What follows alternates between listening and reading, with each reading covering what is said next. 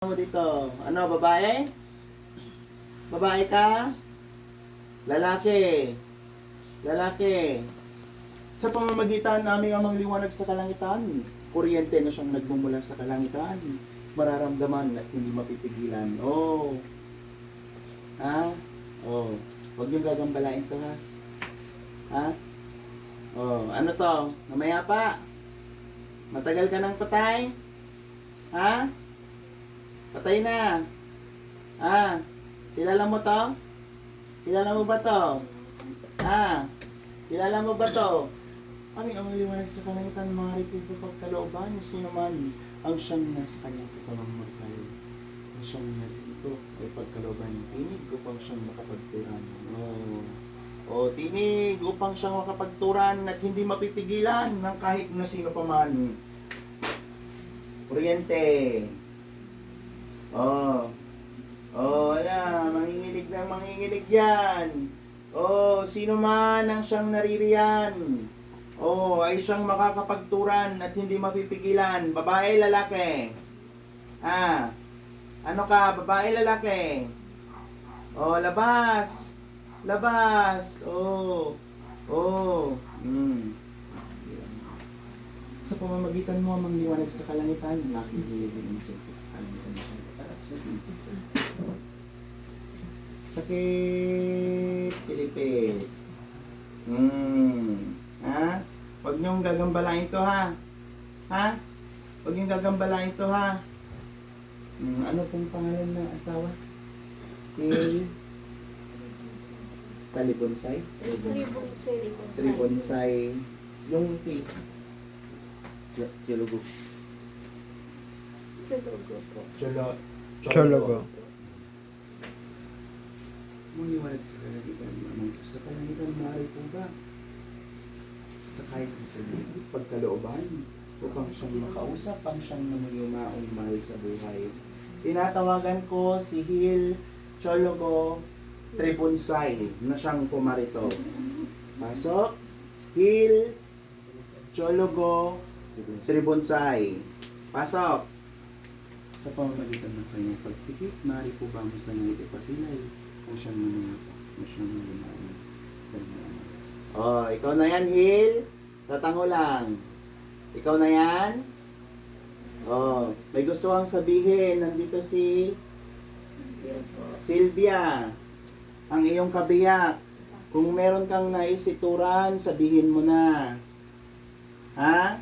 May gusto ka bang sabihin? Meron daw. Ama sa langit, maribo ba pagkalooban ang namayapa, tinig boses upang siyang makapagturan. Bakit ka nagpapakita? May gusto ka bang sabihin? Ha? Sabihin mo na. Ito yung anak mo, ginagamit mo. Sa pamamagitan ng kanyang pagpikit, aming amang liwanag sa kalangitan, mari po ba ipasilay ang siyang kanyang ama, ang siyang namayapa. Marinig ano man ang kanyang ituturan upang siyang maituran sa kanyang pagbilat, pag-isig. Ano man nais mong sabihin, sabihin mo na. May gusto ka pa bang sabihin? Pagkalooban, tinig, boses upang siyang makabigkas ang kanyang mga bibig. Bukas, bibig. Sabihin mo na lahat ng gusto mong sabihin. Saglit lang yan, ha?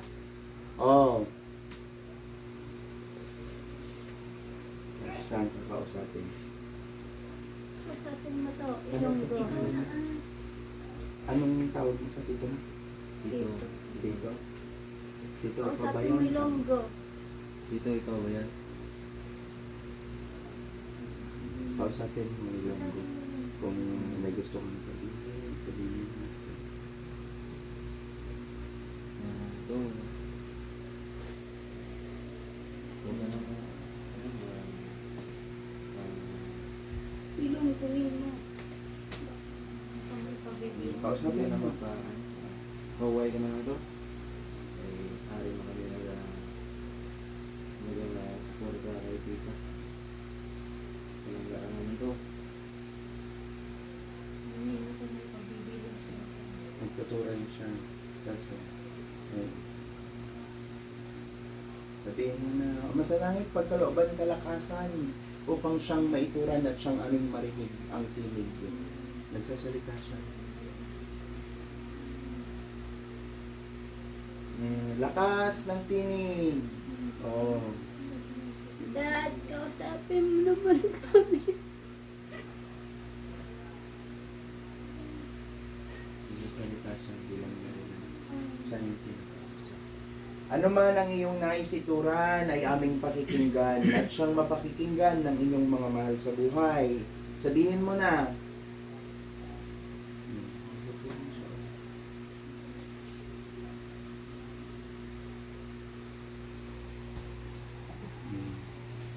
Tinitignan kasi niya tayo. Tumitingin siya. O, sabihin mo na yung gusto mong sabihin. Bago pang lahat, naroon na ang inyong liwanag. Ang iyong liwanag na siyang iyong susundan. Nakikita niya yung ama niya. Nag-uusap sila. Yan. Kausapin niyo siya. Kausapin mo. Nandito lang kami. Salita ko naman. Kausap niya ng Sabihin mo sa amin. Ano bang gagawin namin? pagkalooban Para ng sa pansiyang pamilya ko. kapagpuran. Para matulungan naman. Siya po yung magtutural po. Siya po yung kausap.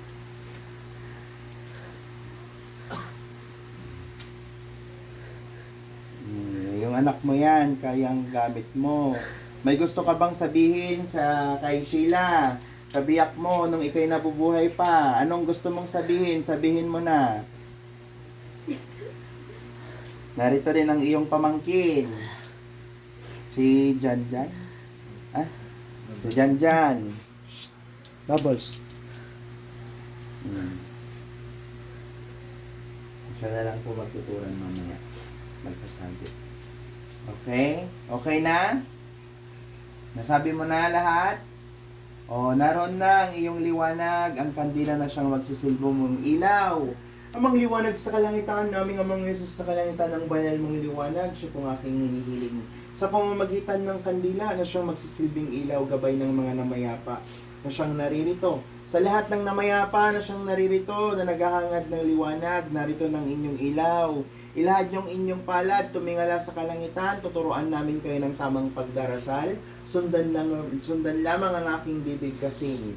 Magandang kaliwanagan po. Amang liwanag sa kalangitan, amang Jesus sa kalangitan, at sa lahat ng mga banal na anghel sa kalangitan. Tanggapin niyo na ang inyong pagkamatay, ang iyong pagkawala. Naroon na ang inyong kandila na siyang magsisilbi niyong ilaw, gabay, patungo sa kalangitan. Huwag niyo nang haplusin ang inyong mga mahal sa buhay sapagkat ang inyong paghaplos ay siyang sakit din na siyang kanilang nararanasan. O, sundan nyo na yung liwanag. Tanggapin nyo na ang inyong pagkawala, pagkamatay. Huwag nyo na silang papasyalin ha. O, maraming salamat po. Ang salamat sa inyo po pinagpaloob mo sandali. Tinatawagan po, Espiritu ni Gilbert. Gilbert Tribonsay. Balik. Gising. Okay. O, bakit ka umiyak? Nung bilhin mo sa'yo, Bakit ka umiyak? kita mo. Nakita mo si papa mo?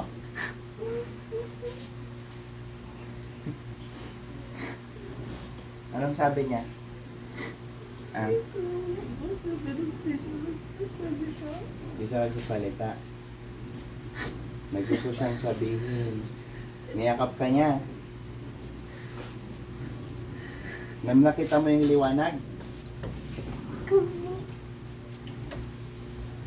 Alam mo kung saan mo siya makakausap? Meron siyang pupuntahan. Pupunta siya sa panaginip, doon mo siya makakausap. Maliwanag, nakita mo, nakatayo siya. Nakatingin lang, yung nakangiti. Kasi masaya siya, kasi natutuwasan niya ang katotohanan. Ngiti na siya. May tataas na siya. Salamat po ang salamat. Kaya sandaling siyang pinagkaloob. Meron pa. O wala nang papasok. Sarado na. Meron pang gustong pumasok eh. Wala nang papasok.